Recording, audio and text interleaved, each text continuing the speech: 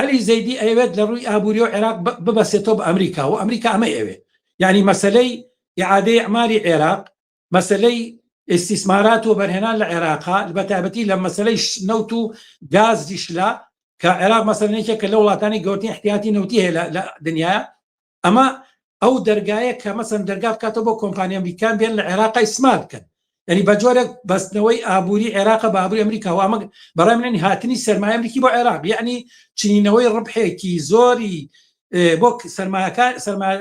خاوەن کۆمپانیا ئەمریکیەکان و سەرمایە ئەمریکی لە عێراقا ئەمە ئەجندەی ئەسڵی بە بڕای ئەمریکا و علی زەیدیش ئەوەی کە خۆڵە من تەنها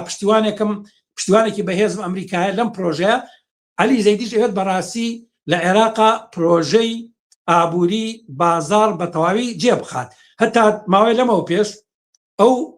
کەمپینیان بەڕێخستکە بە جۆرێکی جێهێشتنی عەقڵەتی ئیشتراکی لە عێراق ئەوەی کە دەورانی حکومەتی بەعز بەهۆی کاریگەری دەوڵەتانی وەکو رووسیا و ئەو مەسەلەن ئەو دۆخە تایبەتی کە لە عێراقا هەبوو ئیسلاحاتێکی کردبوو ڕژێمی بەعز ئەوەی کە بەعزێک ئیسلاحاتی اقتصادی کردبوو لە بەرژۆنی خەڵک مەسەلەن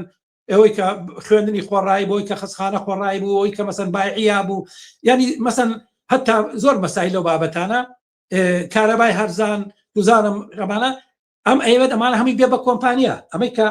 وەکو چۆن مەسەلەن هەر ئێستا دەستی پێکرد لە کوردستانیش و لە عێراقیشا ئەوێت هیچی نەهێڵێ بە جۆرێک ئەوەی کەڵێ عەقڵەتی ئیشتراکی تەواو بکە یعنی هەموو جۆرە مەسئولیەتێکی دەوڵەت و حکوومەت بەرامبەر بە خەڵک تەواو بکە ئەمە مۆدێلی اقتصادی ئەمریکا و ئەمەی کە پێڵەن نیولیبرالیزم بەڕاست ئەم مۆدێلەیە علی زەیدی ئەمە جێبخا و ئەمەش خواستی ئەمریکایە